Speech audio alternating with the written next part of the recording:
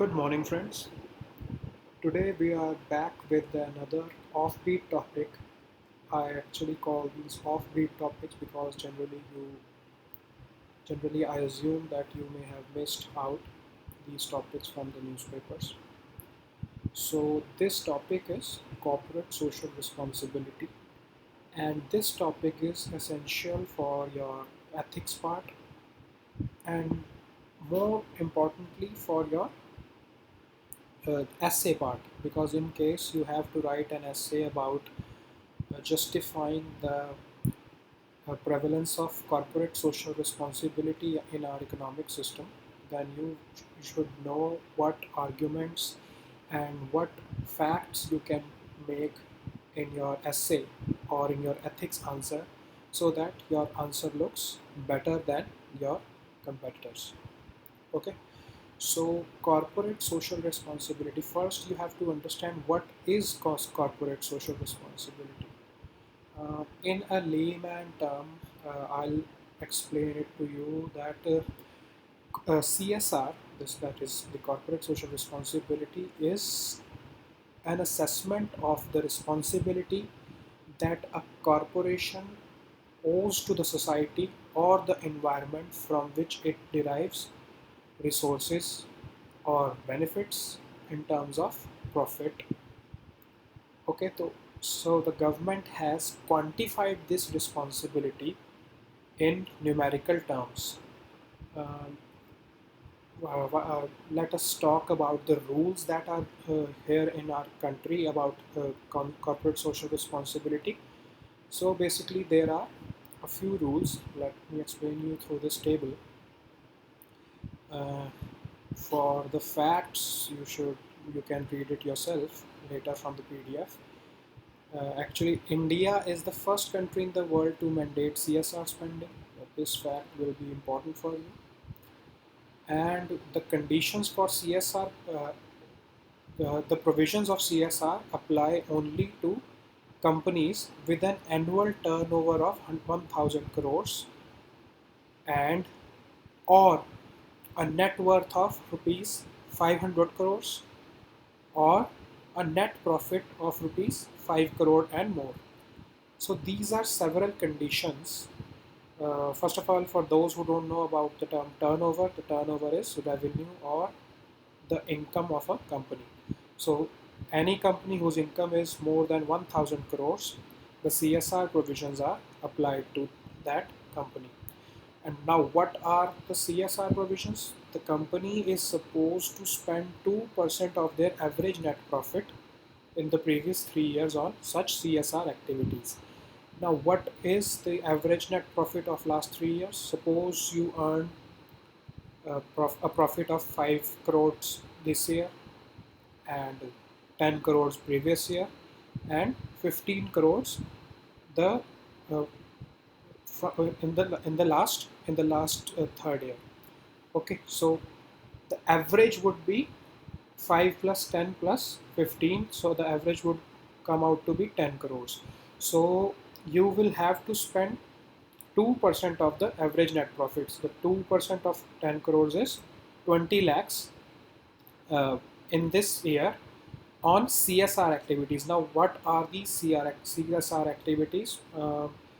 You can say some charity in some NGOs, or let me give you an example. Like Infosys is helping in building Bengaluru Metro Rail network through those CSR funds.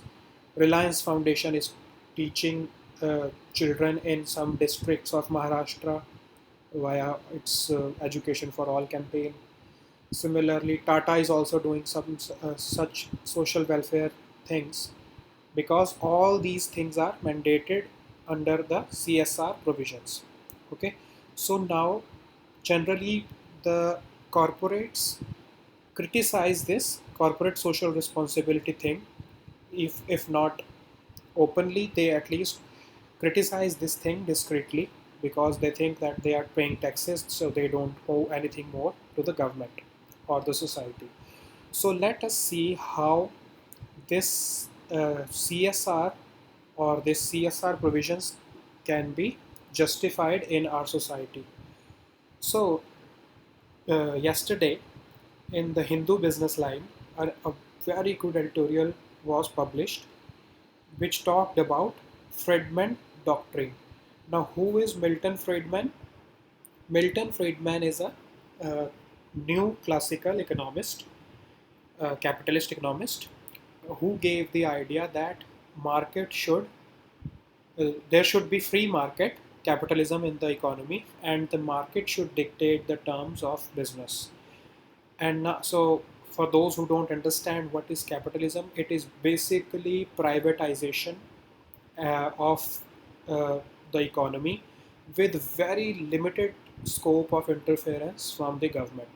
So when you may be seeing that many countries like US and UK, they are all mostly capitalist societies where the government only acts as a facilitator to the private businesses.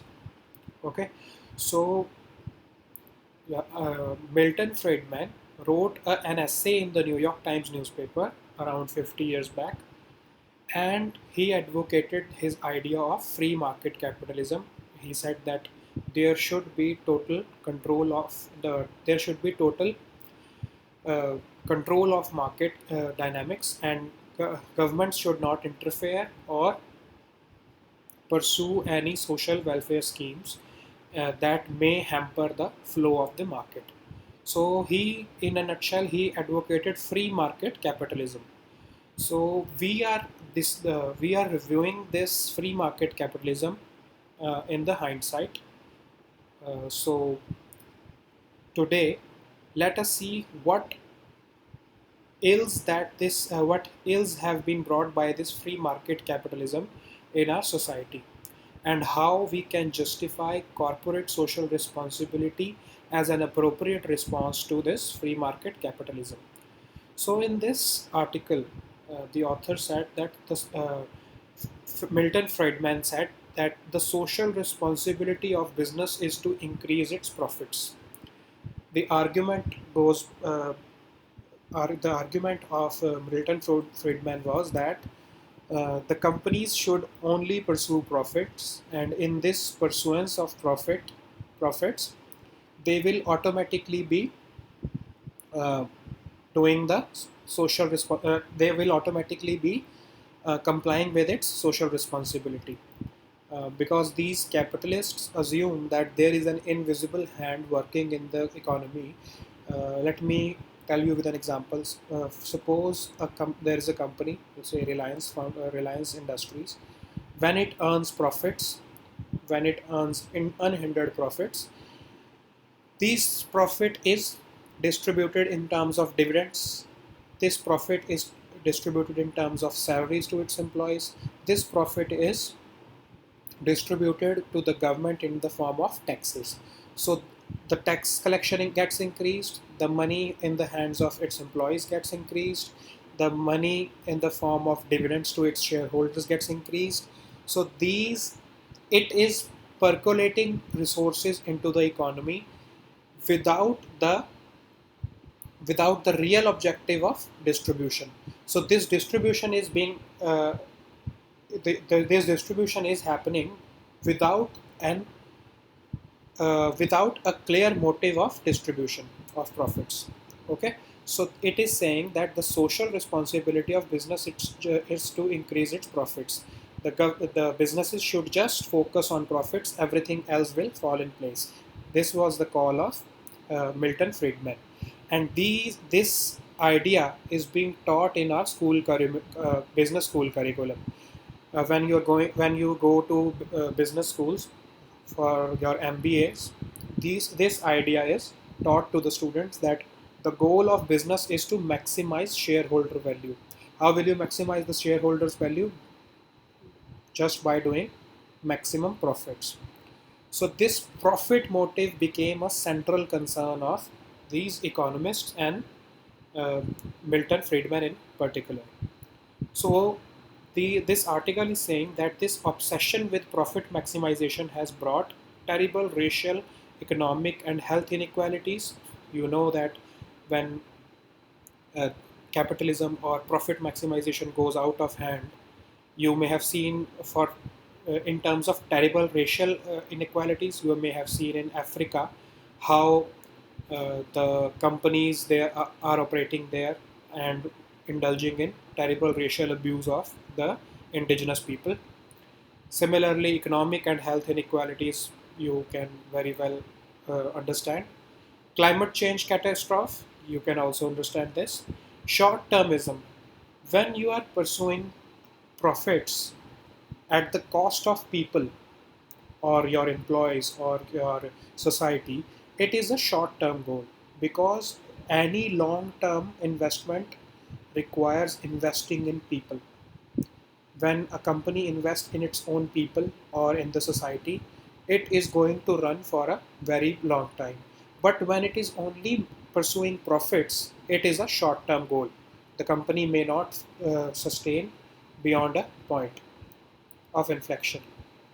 Okay, so hostile takeovers, you know that these big corporations are eating away small companies. And what is junk bond financing? Junk bond means that those bonds or shares which are bound to fail, the companies which are bound to fail, but because they have high risk, they are providing good amount of returns to its investors. So this just to get maximum profit, uh, investors are investing in these junk bonds, and later these junk bonds are getting bankrupted, these companies are getting bankrupted, and it is creating an economic mess around the world. So just this pursuance of profit maximization goals, there are several problems in our society and economy. So the article is also discussing about unhindered capitalism. What is unhindered capitalism? Any form of capitalism in which there are no breaks or regulations. Just the form of capitalism that Milton Friedman was advocating. So it is saying that we have allowed markets to become our masters. Uh, corporations have allowed the markets to become masters. Whenever they have to take a decision, they are just looking at how the markets will behave.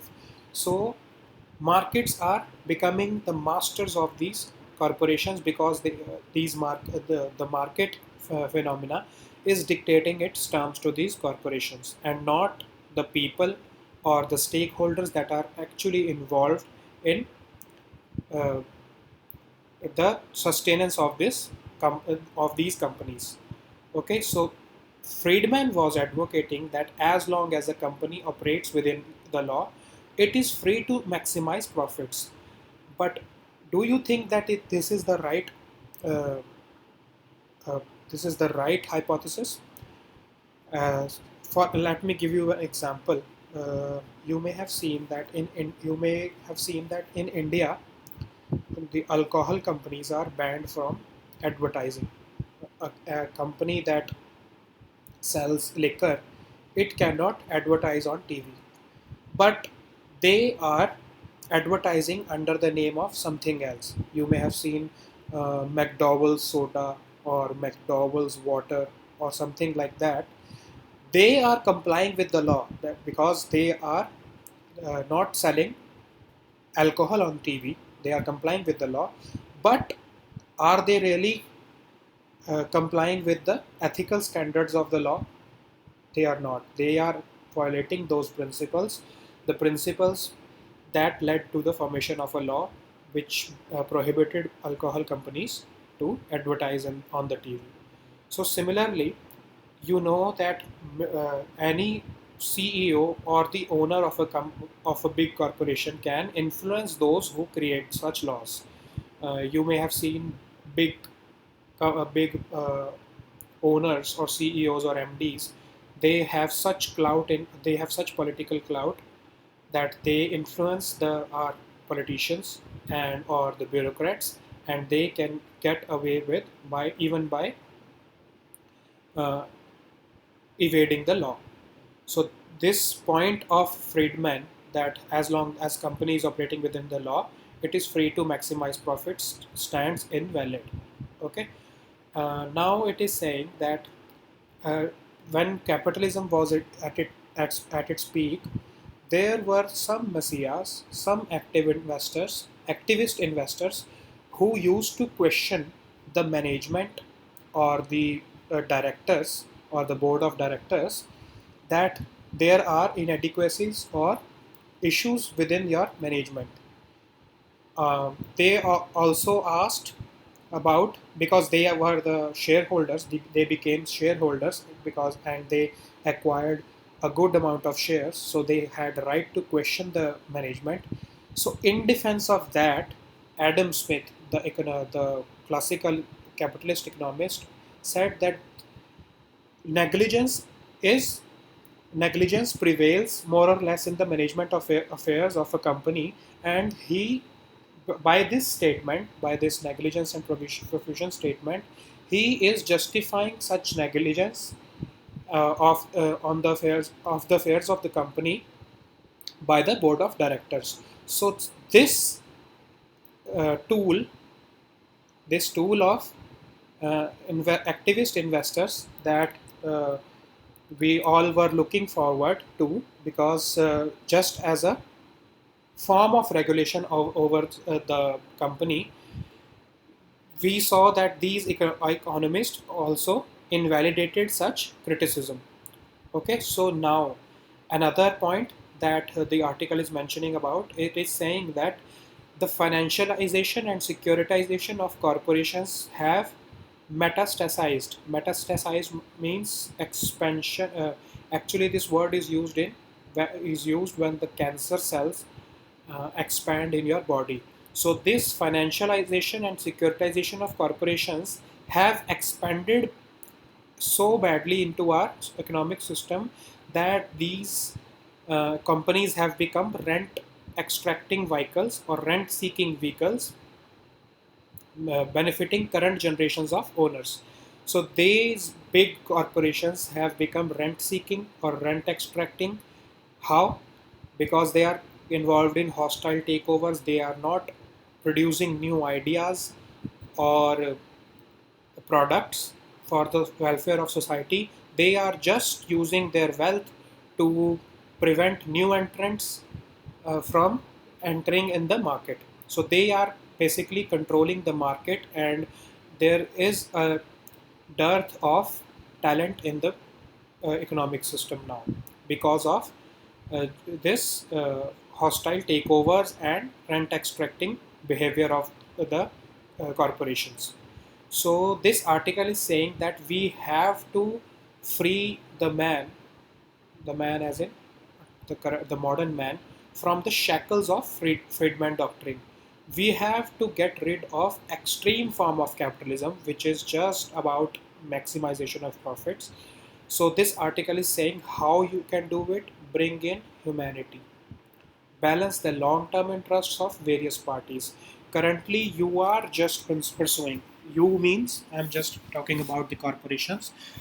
These corporations are merely pursuing the interests of shareholders, but they have to realize that they also have to pursue the interest of the society in which these corporations live, its customers or communities or employees that also form the part of this society. Profit is not the sole purpose of the company. They are the product of their purposes. So it is basically saying that profit is a means to an end. Profit cannot be an end in itself. You earn profit so that you can serve the society or your people.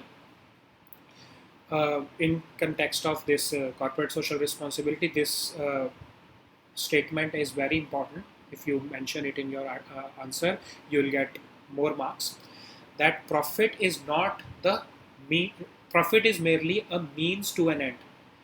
Profit cannot be an end in itself, as we have seen that these corporations are only pursuing profit at the cost of society. Actually the real objective of profits should just be to serve the society and its people, and not just the owners of the corporations. Okay, and it is saying that as humanities have been eradicated from the study of economics and business, You may have seen that the humanities, like the subjects of psychology or um, the arts subjects, they are deducted from the subjects of economics and business, or they are manipulated only to serve the arguments that favor profit maximization goals.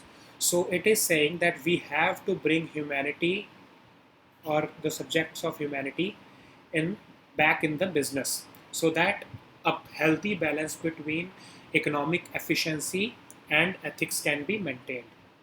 Okay, so it is suggesting a way forward. It is saying that if one invests in portfolios of purposeful and socially minded corporations and has a long term view, it can easily outperform their less enlightened counterparts.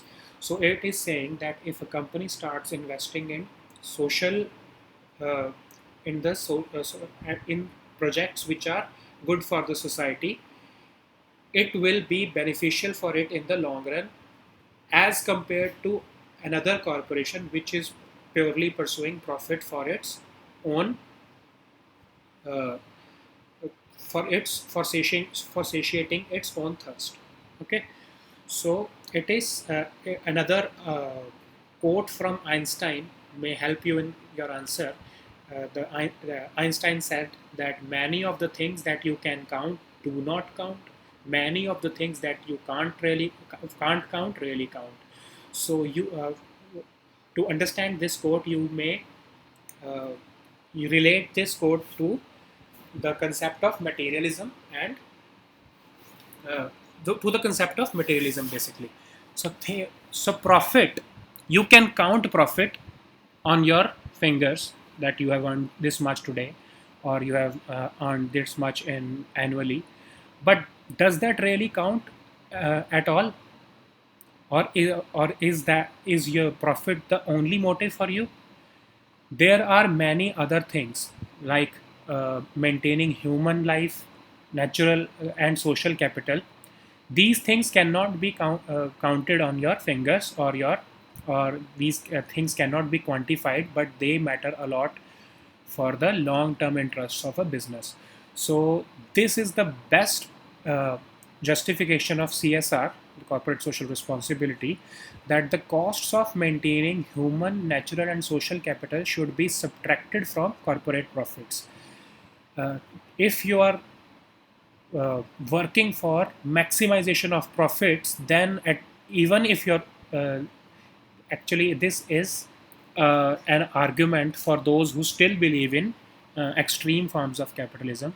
It is saying that even if you are pursuing maximization of profits, then consider these human, natural and social capital, then consider these investments in human, natural and society as costs which need to be subtracted from your profits, or a maintenance charge, so that you can uh, sustain in the business for a long time. So you can end this with a conclusion that the corporation is a creature of a company and corporation, which is emerging from the body politic, merging with an enterprise entity. It has seamlessly morphed into a money monster. Its real purpose is to profit for, not from, its people and planet.